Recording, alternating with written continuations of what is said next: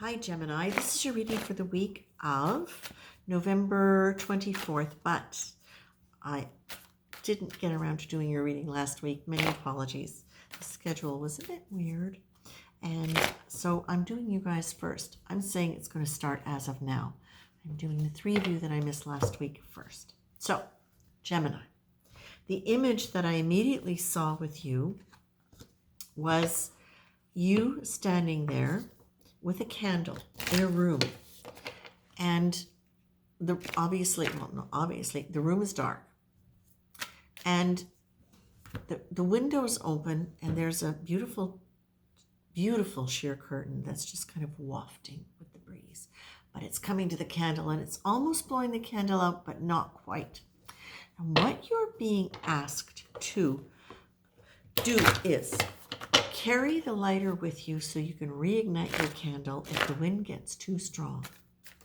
Don't panic. Just have it in your pocket there. Because what I'm seeing here is that the element that's important they're telling me is that you are standing alone in the dark. You're holding a candle. You're standing alone in the dark. And the feeling is that you are trying to find your way through with this candle. And it's almost as though you're afraid that it's going to go out. What this means for me, as I'm feeling all of this energy and as I'm looking at the cards here, is that there may be a problem you're looking at that you're trying to figure out. I feel like this is, okay, there's a problem. And it's interesting because I really do see this as you being in your house. So I don't know if it is really seriously related to your house, or if this is more of just house can represent just your sense of stability too. So it could just be you trying to deal with a problem that has been a little bit discombobulating for you, and that you are now kind of looking at it, feeling as though you have very, very little insight, very little light on the thing. But what you're being told here is, try to depersonalize whatever the situation is. So look at it from a really practical point of view, but at the same time also try to be more lighthearted about it, because it feels to me as though you've got the problem and solution card. Do you want the problem or do you want the solution? So I'm going to read this card to you because I think it's important, and I'll put it up there for you so you can take a picture of it if you want. Today, whenever you find yourself complaining about something or someone, stop and ask yourself, do I want the problem or do I want the solution? Answer honestly. You may be surprised at what your response is.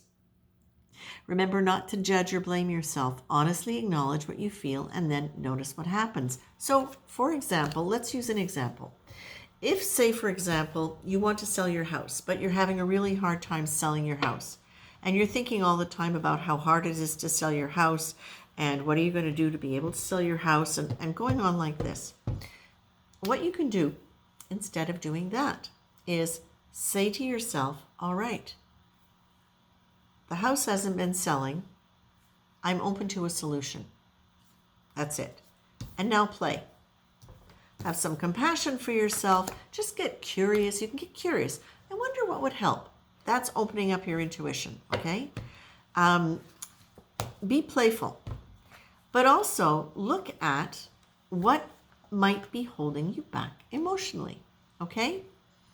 If you want this, if you say, okay, I want the solution. Why isn't my house selling? I wonder why my house isn't selling. Then what you can do is you can say, okay, intuition, give me some ideas about why my house isn't selling.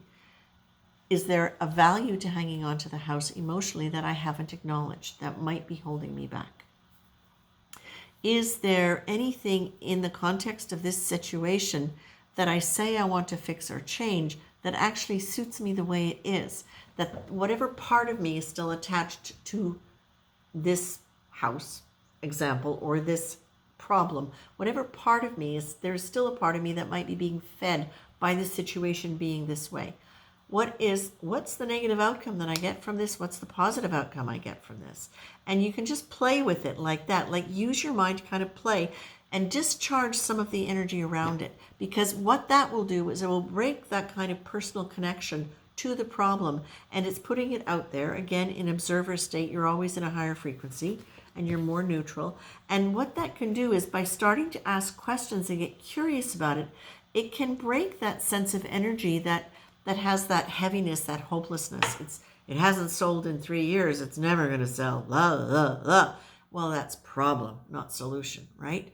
That is that quality of heavy energy that is not even looking for possibility. It's just like it's a fait accompli. Well, it's never going to sell. So now this is where you get to be able to ask yourself and say, okay, hopelessness, because hopelessness is often linked to an old situation, something that's been repeated. It can be something like, it can be an old trauma, old disappointment, but it usually comes with that sense of powerlessness.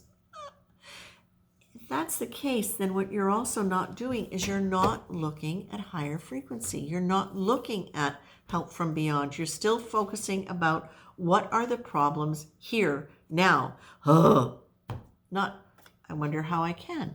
I wonder what might be holding me in this situation. You're not focusing on the problem. You're still focusing on the solution in that moment because you're looking for answers. You're getting curious. And then, as I said that about engaging, you get angels everywhere. So this for me is saying, okay, Gemini, look at this, and whatever the situation is that you're going through, please remember that there is divine force, that there are angels, and you can start looking for, expecting solutions, because there are angels everywhere, no matter what they look like, no matter what they do, no matter how they say it.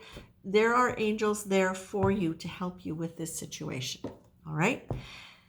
I'm going to leave you with that, my very dear Geminis. I hope that made sense to you. Take care.